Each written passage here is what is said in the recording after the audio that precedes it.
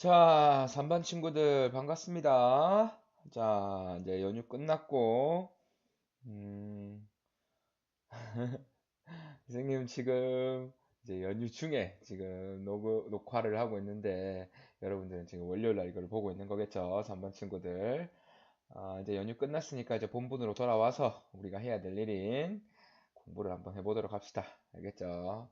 자, 3반은 선생님 수업이 너무 이번에 계속 빠져가지고, 쌤도 지금 걱정이긴 한데, 그래서 최대한 다른 반하고 차이 없이 선생님이 진도 잘 나가고 시험 치를 수 있도록 노력하도록 하겠습니다. 자, 쌤, 바로 시간이 없으니까 바로 수업 진행해 보도록 하죠. 오늘은 프린터 넘버 25번부터 26번, 주제 32, 33 하도록 하겠습니다. 자, 여러분들이 학교에 오면은 선생님이 또 말을 해주겠지만, 이번에 시험 범위는 우리 1학기 때, 기말고사 때 쳤던 22번 이후인 주제 23번부터 주제 40번까지 이렇게 하도록 하겠습니다. 선생님이 최대한 다음 주까지 시험 보기 전까지 최대한 지도를 빨리 나가서 시험 볼 수 있도록 여러분들 불이익 없도록 그렇게 하도록 하겠습니다. 자, 오늘은 주제 23 애국계몽 운동의 전개, 그리고 주제 33 독도와 간도, 이 부분에 대해서 배워보도록 하죠. 자, 바로 수업 진행해 보도록 하겠습니다. 자, 이제 바로 수업 진행할게요. 자, 오늘은 애국계몽 운동의 전개 배울 건데, 먼저 애국계몽 운동의 전개, 애국계몽 운동이 뭔지 한번 보도록 하죠. 자, 애국계몽 운동. 여러분들은 프린터 25번 펴놓고 빈칸 채워가면서 수업 듣는 거 알죠? 자, 수업 원래 하던 대로 합시다. 애국계몽 운동. 이름에서도 알 수 있듯이 결국에는 우리나라를 어떻게 한다? 사랑하고 지키기 위해서, 이름하고 똑같이 사랑하고 지키기 위해서 우리는 계몽, 이 꿈몽자거든. 꿈몽자인데 꿈에서 깨어나야 한다라고 하는 게 애국 계몽 운동이 되겠습니다. 자, 우리가 아무리 서울대, 연세대, 고려대 이런데 가고 싶다고 꿈만 꾼다고 이거를 이루어질 수 없는, 꿈만 꾸면 이루어질 수 없죠, 당연히. 자, 그렇기 위해서는 이 꿈에서 깨고 우리는 이 좋은 대학교에 가기 위해서 우리는 노력을 하고 실력을 키워야겠죠. 이 말도 마찬가지예요. 애국개몽운동도 우리도 우리나라를 지키고 사랑하고 그렇게 하기 위해서는 우리가 이 꿈에서 가만히 있으면 나라를 지킬 수 있다는 꿈에서 깨어나서 우리도 노력을 해서 실력을 키우자. 사대부로서 품위만 지킨다고 이 약육강식의 세계에서 세상에서 살아날 수 없다. 우리가 이 약육강식의 세상에서 살아남기 위해서는 우리가 센 놈이 돼야 된다. 센 놈이 되려면은 교육, 산업 이런 거 융성해가지고 우리나라가 센 놈이 돼야 된다. 그래야 우리나라를 다른 나라로부터 지킬 수 있다라고 주장하는 게 애국개몽운동이 되겠습니다. 자, 보죠. 자, 애국개몽운동은 민족의 실력을 길러서 국권을 회복하려는 운동이 되겠죠. 자, 여러분들, 이 3반이 다른 반보다 좀 늦어서 선생님이 이번 다른 반은 이거 다 수업을 했 내용인데 3반만 지금 온라인 수업으로 이 부분을 하고 있거든요. 그래서 선생님이 좀 급하게 만들다 보니까 이번 PPT에는 좀 글이 좀 많을 거예요. 그래도 선생님 수업 방식은 그대로 똑같으니까 따라가면서 프린터에 체크를 하면 될 거예요. 자, 어쨌든 실력을 길러서 국권을 회복하자, 애국하자라고 하는 운동이 애국계몽운동 되겠습니다. 애국계몽운동 같은 경우에는 민중을 계몽하고 근대 교육, 유교식 교육, 뭐 맹자와 공자 이런 거 공부하지 말고 국어, 영어, 수학, 과학, 사회 이런 거 하자라고 하는 것과 산업을 진흥하고 언론 활동을 하자라는 이런 다양한 형태로 진행되었던 게 애국계몽운동 되겠습니다. 자, 중요한 거는 이 애국계몽 운동을 했던 실제 단체들을 아는 것들이 중요하겠죠. 실제 사례들. 자, 가장 중요한 단체 나옵니다. 무슨 회? 보안회 되겠습니다. 보안회 같은 경우에는 당시 어떤 상황이었냐면, 자, 일본이 러일 전쟁 중에 한일 의정서를 맺으면서 우리나라의 중요 거점을 차지할 수 있는 권한을 갖게 됐어요. 우리 지난 시간에 배웠죠. 왜? 러일 전쟁 중에 러시아로부터 너희들의 황실 국가를 지켜주겠다. 그 대신 우리는 이 지켜주는 대신에 이 거점들을 조선의 거점들을 차지하겠다라고 주장을 한 한일 의정서를 우리나라랑 강제로 맺게 되죠. 그 이후에 일본은 우리나라에 들어와서 딱 보니까 너희들 여기 우리나라 한반도 국토의 한 4분의 1 정도 되는 약 20%에서 25% 정도 되는 땅이 너희들 농사 안 짓네. 여기 뭐 농사도 안 짓는데 우리가 여기 농사 여기 땅도 여기 있는 돌도 다 걷어내고 땅도 잘 가꾸어서 여기에 우리가 농사를 짓거나 이렇게 하겠다라고 주장을 하죠. 여기 말하는 황무지를 땅이나 땅에 돌이나 이런 것들이 많아서 농사 짓기 힘든 이런 척박한 땅을 자기들이 일본이 개척하겠다라고 주장을 하게 되는 거죠. 여기 대해서 우리 조선 당시 대한제국이죠. 대한제국의 사람들은 야 우리가 뭐 농사를 짓든 말든 여기는 우리 땅인데 너희들이 무슨 권리로 황무지를 개척하려고 조선 한반도에 있는 황무지를 개척하려고 하냐라고 하면서 반대 투쟁을 벌이게 되는데 그 중심에 되었던 단체가 보안회 되겠습니다. 보안회 일제 황무지 개관권 요구를 철회하기 위한 반대 운동을 전개해서 성공을 하게 되죠. 보안회 한다면은 일제 황무지 개관권 요구 철회. 이걸 목표로 했다고 보면 되겠죠. 개관권, 농사를 지을 수 있게 땅을 가꾸는 일들을 개간이라고 하죠. 자, 먼저 보안에 살펴보았습니다. 다음으로 애국개몽운동으로서 등장하는 단체가 헌정연구회 되겠습니다. 헌정연구회. 우리 독립협회 배웠었죠. 독립협회. 독립협회에서 궁극적으로 주장했던 목표가 뭐였었죠? 바로 설명할게요. 의회를 설립해서 이 의회 설립을 통한 입헌 군주정을 주장을 했었죠. 의회 설립을 통한 입헌 군주정을 위해서 활동했던 단체가 독립협회였었죠. 근데 선생님이 세상의 모든 정치 형태는 선생님이 이걸로 정리할 수 있다 그랬죠. 군주 1인이 통치하는 여기 조금 다른 색깔로 해서 군주정, 군주가 실제 주권자가 되는 군주정, 그리고 군주 1인에게 모든 권한이 있게 되면은 군주가 잘못을 했을 때 이를 비판할 세력이 없기 때문에 의회를 설립해서 군주의 권한을 일정 정도 제약하는 입헌 군주정이 있다고 했었고, 마지막으로 여기서도 주권자는 군주가 되겠죠. 마지막으로 군주 1인이 독재하는 게 아니라 국민 모두가 주권자가 되는 공화정 형태가 있다고 했었는데, 독립협회는 의회 설립을 통한 입헌군주정 주장했다고 했는데, 보수파가 독립협회가 입헌군주정 하려고 하는 게 아니라 왕 없애고 공화정 하려고 한다고 모함을 한다고 했었죠. 그런 상황에서 독립협회가 이런 모함을 받고 고정에 의해서 해체가 되었는데, 이 독립협회의 뜻을 이어받는 단체가 등장을 하게 되는데, 1905년에 독립협회 같은 경우는 1896년부터 99년까지 활동했던 단체죠. 헌정연구회 되겠습니다. 1905년에 여기 나오듯이 의회 설립을 통한 입헌정체 수립 추구라고 나와 있죠. 입헌정체가 나오는 입헌군주정 되겠습니다. 자, 헌정연구회 같은 경우에는 독립협회의 유지를 이어받아서 의회 설립을 통한 입헌정체를 추구했지만 여기 나오는 친일파 단체인 일진애들의 반대 비판으로 인해서 일제 탄압으로 해체가 되는 그런 운명을 겪게 됩니다.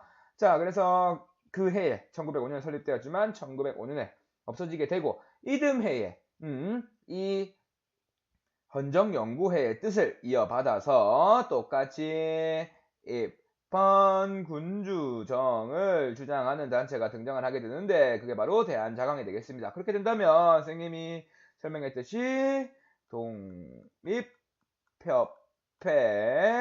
그리고 헌정연구회 대한자강회로 이어지는 우리나라의 입헌군주정 의회 설립을 통한 입헌군주정의 계보가 되겠죠. 자, 대한제강회에도 애국개몽단체이기 때문에 교육진흥과 산업육성을 통해서 우리 국권을 수호하고 우리 입헌군주정을 주장을 하자라고 입헌군주정을 하자고 주장을 하죠. 자, 그리고 두 번째로 여기 선생님 빨간색으로 체크했는데 이 대한제강학회 같은 경우에는 해체될 당시에 고종이 강제 대위되는 사건이 발생하죠. 1907년에. 왜? 그렇죠. 우리 을사늑약의 부당성을 알리기 위해서 헤이그 만국회의에 우리가 이상설, 이준, 이휘종 이런 같은 특사를 파견을 하죠. 이것을 빌미로 삼아서 너희들 외교권도 없는데 어떻게 특사를 파견해? 라고 하면서 고종을 강제 퇴위시키는 이런 일이 발생을 하니까 이거에 대해서 대한사강에는 반대운동을 전개하지만 일제가 단합을 하게 되면서 해체되게 됩니다.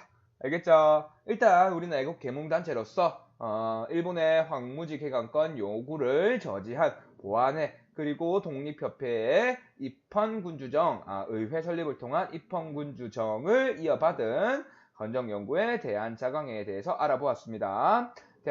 헌정연구회 같은 경우에는 일진회에 의해서 일진회의 반대로 해체되었다라고 보면 되겠고, 대한자강회 같은 경우에는 고종 강제 퇴위 반대 운동을 전개했다. 그렇지만 해체되었다. 이게 그를 구별하는 키워드가 되겠죠.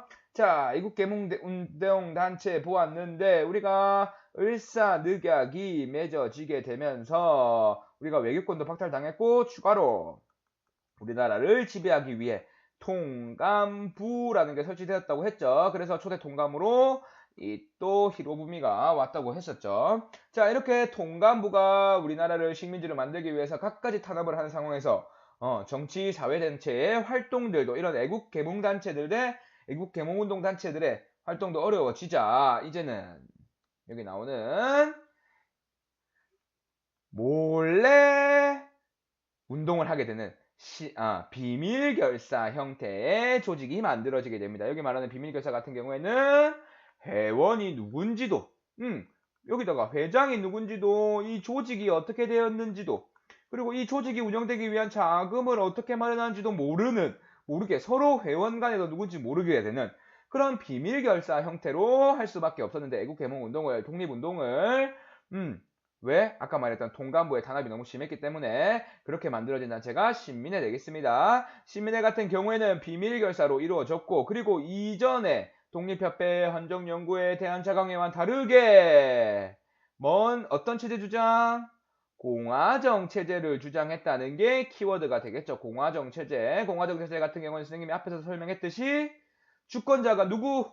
군주, 대신들 이런 사람들 아니죠. 모든 국민들이 주권자가 되는 그런 정치 형태를 공화정 체제라고 하죠. 이런 걸 주장했던 단체가 신민회 되겠습니다. 비밀결사고 공화정 체제를 주장했던. 자, 신민회 같은 경우에는 활동을 한번 봅시다. 먼저 애국개몽운동이었기 때문에 이거 선생님이 이걸 좀 잘못 만들었네요. 여기 나오네. 신민회 활동 같은 경우에는 교육과 산업 육성을 통해서 우리의 실력을 키워서 국권을 회복하자라고 라고 하는 활동을 했었죠. 그래서 교육 방면으로서 학교인 근대 교육을 하는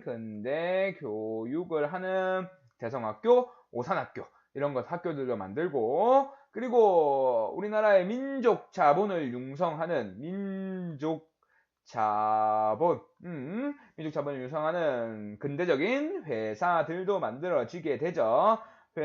근대적 회사라는 거는 이렇게 회사가 있다면 여러 주주들이 이 자본금을 모아서 회사를 만들게 되고 이 회사 경영을 하게 되고 여기서 나오는 수익들을 이 투자자들이 나누어 가지는 이런 형태를 근대적 회사라고 하는데 주주들이겠죠. 선생님도 애플, 테슬라 주주이긴 한데 지금 미국 주식이 떡락해가지고 선생님 지금 타격이 너무 크긴 한데 어쨌든 쌉싸리 그만하고 자 산업방면에서 근대적 회사인 자기회사 태극서관과 같은 회사들이 만들어집니다. 자기회사 같은 경우에는 뭘 만드는 회사일까요? 도자기 만드는 회사예요. 도자기 만드는 회사. 그리고 태극서관 같은 경우에는 여기 서에 집중을 해야 돼요. 서점이라고 생각하면 서점이자 출판사, 책 만들어서 파는 그런 회사 되겠습니다. 자기 회사 태극서관 이런 거 만들어서 신민회가 민족 자본을 육성해서 산업을 진흥시키려 했다라고 보면 되겠죠. 자, 그리고 신민회 같은 경우에는 선생님이 여기 PPT에는 표시해두지 않았는데 비밀결사 신민회가 결성될 때 미국에서 돌아온 안창호, 양기탁, 이회영, 신채호 이 사람들 다 중요한 사람들이 이 사람 나중에 한 명 한 명씩 다 자세하게 배울 거예요. 오늘 이회영을 중심으로 좀 배울 건데 이 사람들이 중심이 돼서 신민회 활동을 하는데 좀 이따 시간이 점점 지나면서 통감부에 비밀결사지만 통감부에 탄압이 너무너무 심해졌어요. 그래서 이회영은 이 국내에서의 독립운동이 조금 힘들다라고 판단을 해서 이회영이 누구냐면 이회영 엄청 대단한 사람이 엄청 가문이 빵빵한 집안이에요. 이회영의 아버지가 누구냐면 이조 참판을 지낸 지금으로 치면은 인사행정부 안행부 장관 안전행정부죠. 정식명칭으로는. 근데 인사를 담당하는 행정부 장관이라고 보면 돼요. 아버지가 이조 참판이었어요. 지금의 행정부 장관의 격인 이조 참판이고 어머니는 전직 아버지가 이조 참판이 되기 전에 전직 이조 참판의 딸이었어. 그러니까 아버지도 장관, 외할아버지도 장관이었던 그런 빵빵한 집안의 사람이 이회영이었어요. 이 사람이 우리의 국권을 회복하기 위해서 활동을 했던 시민에서 활동을 했던 단체 사람인데 이렇게 국내에서 독립운동을 하기 힘들다고 판단한 이회영은 국내에 있는 자산을 정리를 해서 이제는 국외에서 우리의 독립을 위해서 활동을 해야 되겠다라고 판단을 해서 가족들을 설득을 해서 국외 독립운동 기지에 나서게 되죠. 그래서 자기 집안의 모든 재산을 정리를 하니까 약 한 40만 원 정도 됐대요. 근데 이게 지금으로 따지면 약 600억 정도의 가치가 되는 그 정도의 돈이었던 거예요. 얼마나 집안이 대단하고 돈이 많았는지 알 수 있겠죠. 자, 그리고 이렇게 국외로 옮겨갈 때, 집안의 재산을 정리해서 국외로 옮겨갈 때, 마차만 해도 10대, 그리고 말만 하더라도 100필이, 말이 100마리나 필요했을 정도로 그만큼 많은 재산이 있었던 집안이 이회영 되겠습니다. 자, 이회영이 이렇게 재산을 정리를 해서 국외로 가게 되는데 그 간 지역이 대충 그릴게요. 이 지역 되겠습니다. 이 지역 여기 있는 삼원보가 되겠습니다. 이 지역을 서간도라고 하고 여기 다 표현되지 않지만 이 지역을 북간도라고 하는데 이 서간도 지역에 삼원보를 개척을 해서 모든 재산을 가지고 개척을 해서 여기에 독립운동 기지 건설을 하게 됩니다. 이회영을 중심으로 해서. 그래서 독립운동을 하기 위해서 우리가 이제 지난 시간에 배웠던 각지에서 일어난 의병운동이 결과적으로 실패를 했죠. 이에 대해서 우리도 이렇게 의병 단계에 머물지 말고 독립전쟁에 나서야 된다고 해서 전문적인 군인을 양성하기 위한 신흥강습소라고 하는 지금의 작게 말하면 육군훈련소, 크게 말하면 육군 사관학교 정도 그런 학교를 만들게 되죠. 군사학교. 우리 영화 암살 봤죠? 암살. 이정재 나오고 이정재 나오고 조진웅 나오고 제일 유명한 전지현 나오는 거. 그 사람들이 일본인 친일파를 죽이기 위해서 조선에 오게 되는 내용들이 암살인데 그 출신들이 신흥무관학교 출신인데 이 신흥무관학교를 이회영이 만들었다고. 대단하죠? 자, 이렇게 이회영 출신의, 신민회 출신의 이회영이 국외 독립운동 기지를 건설을 하였다. 그렇게 만든다. 그럼 곳이 삼원보고 여기에 신흥강습소를 두어서 이후에 무장투쟁에 초석이 되는 신흥무관학교가 되게 된다라고 하면 되겠고, 이 신민회 같은 경우에는 해체 과정도 많이 물어보는데 해체 같은 경우에는 1911년 이 백오인 사건이 뭐냐면 여기 나오는 백오인 사건 나오죠. 안중근의 사촌이었던 안명근이라고 하는 사람이 있었는데 이 안명근이 이 신민회의 활동 자금을 마련하기 위해서 돌아다니는 중에 체포가 돼요. 자, 그래서 이 안면근을 끝까지 막 고문하고 이렇게 하다 보니까 신민회라고 하는 단체를 알게 된 거야. 일제에서. 그러니까 이 일제에서는 일본 제국주의는 일본은 이 안면근을 이용해서 이 신민회 자체를 없애기 위해서 조작을 하는 거예요. 신민회라는 단체가 있는데 여기서 초대 총독으로 온 우리 1910년도에 일제에 의해서 국권이 피탈되고 국권이 뺏기고 통감부가 총독부로 바뀐다고 했었죠. 이 총독부의 총독으로 온 데라우치라고 하는 사람을 이 신민회에서 암살하려고 했다라고 해서 이 신민회 사람들을 캐고 해서 105명을 잡아들이게 되죠.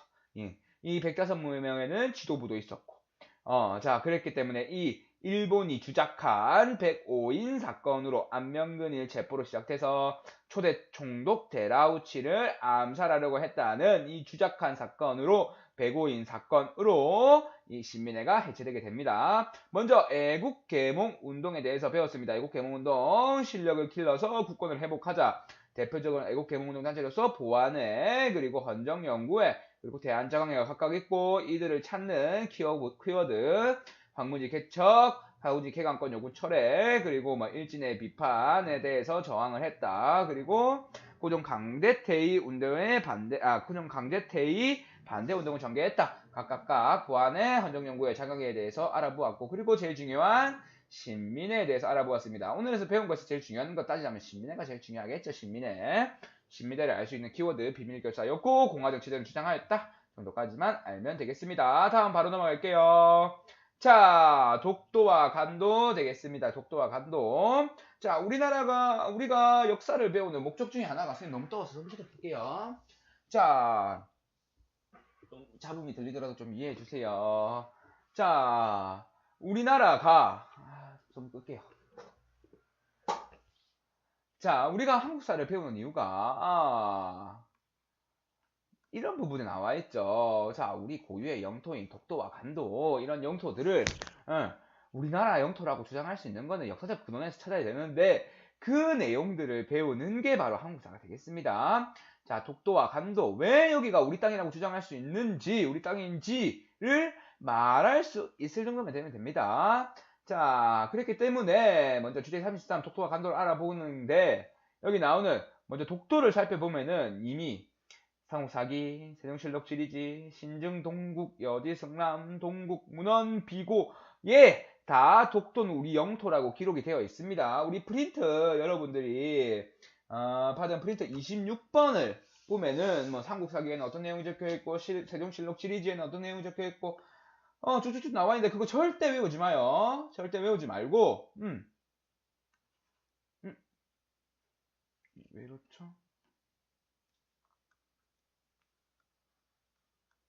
절대 외우지 말고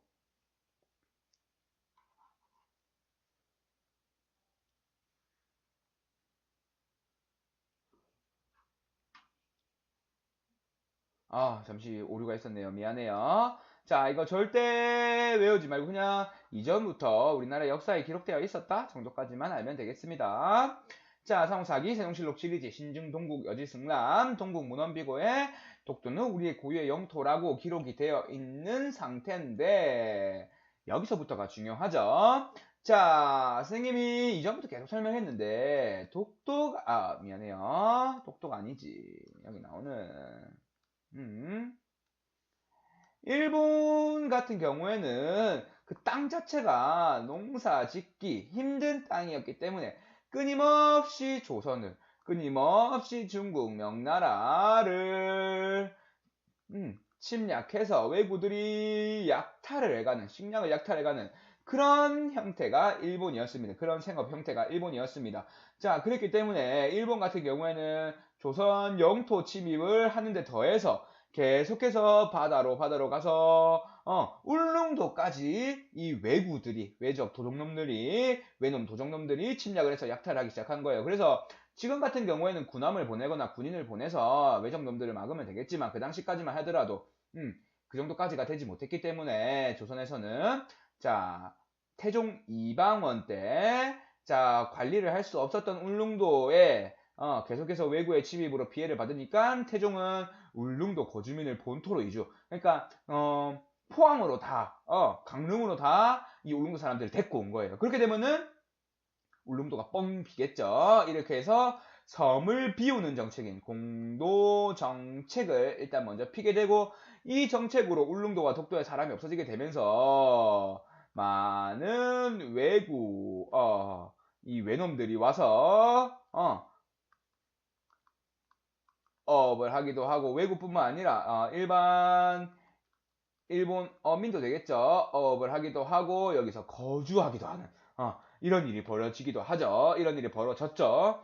자, 그런 상황에서 안용복이라고 하는 사람이 있었는데, 이 사람은 숙종 때예요. 숙종 때 안용복이라는 사람이 직접 일본으로 건너가서 스시마 섬 대마도에 있는 도주와, 그리고 에도에 있는 에도 막부에, 당시에 막부에 있는 쇼군하고도 직접 담판을 지어서 일본에 건너가서 울릉도와 독도는 조선 땅이다 라고 주장을 하면서 조선 영토임을 확인을 했었죠.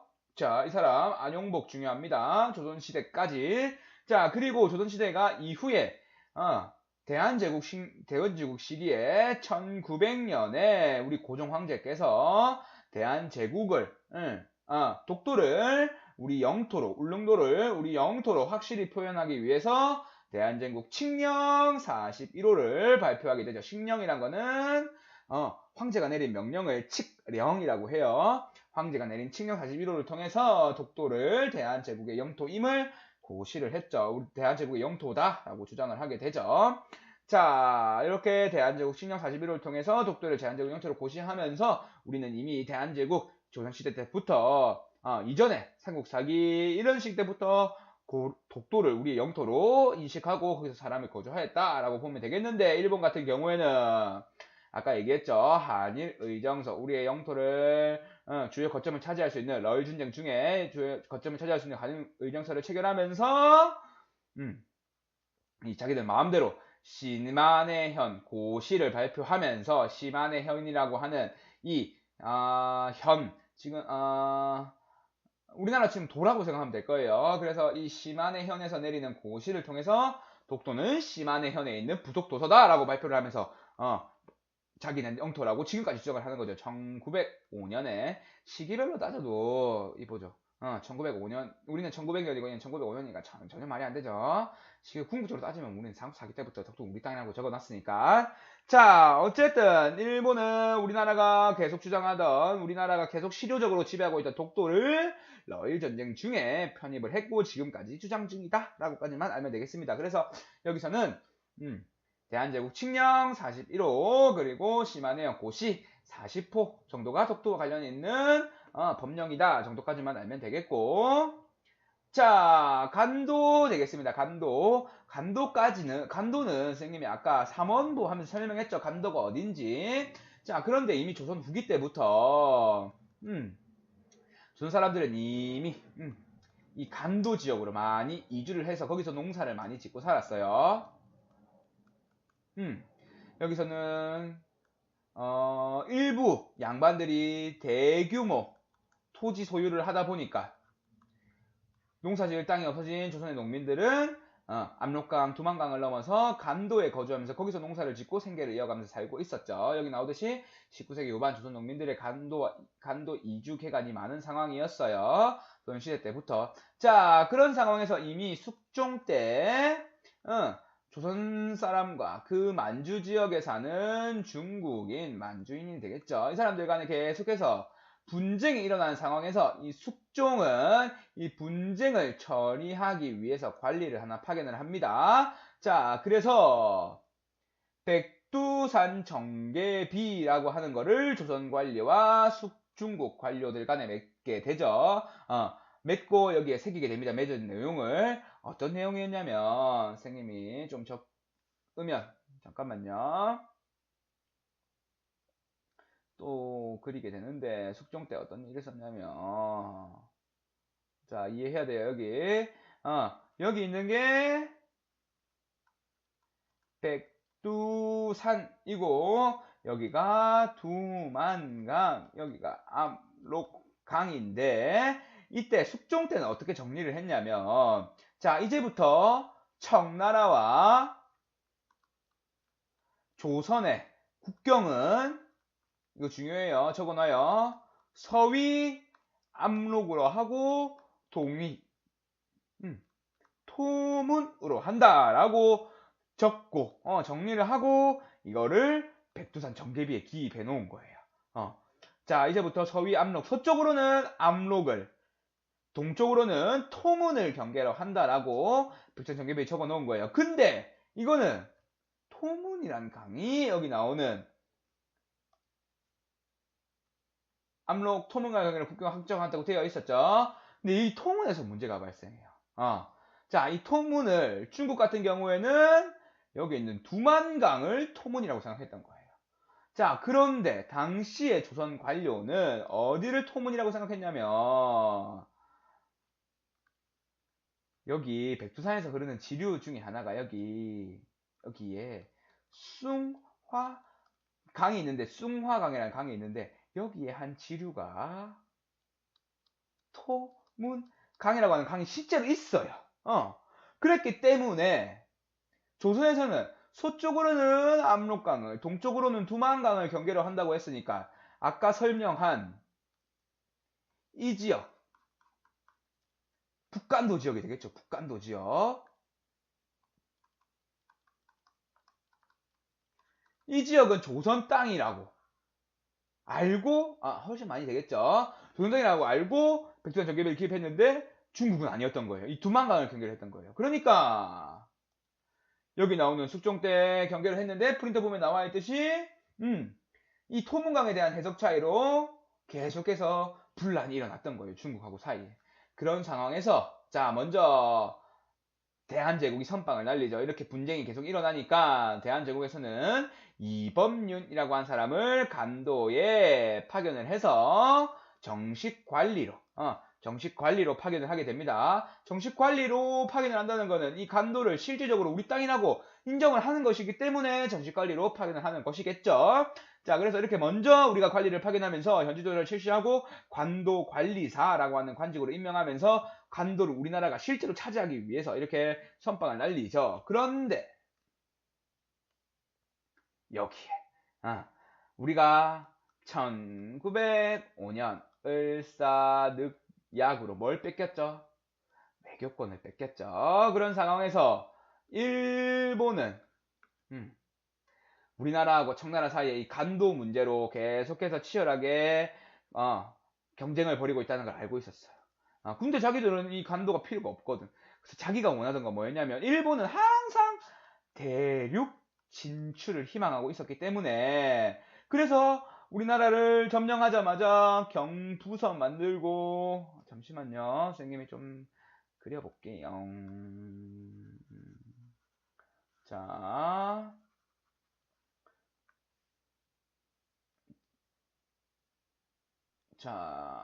대충 그리면,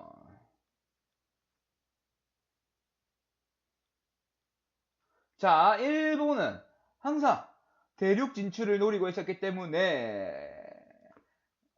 여기에 일제시대에 해저터널을 뚫려고 했었고, 일제시대가 되자마자, 일제시대 직전에 이미 여기 경부선, 경의선을 연결을 해서 러시아를 지내는, 러시아에서 유럽까지 가는 이 시베리아 횡단 열차를 통해서 대륙을 진출하고 싶었던 거예요. 근데 이 연결점이 부족을 했는데, 이 연결점을 만드는 게 남만주 철도거든요. 이 남만주 철도를 건설하고 싶었던 일본은 이 간도를 주는 대신 이 철도권을 중국하고 협약을 통해서 차지하게 된 거예요. 여기 나오는 일본이 을사늑약 체결 이후에 대한제국의 외교권을 대행하면서 간도, 여기 너희들 계속 조선 대한제국하고 분쟁하는 거 이거 너희들 줄게.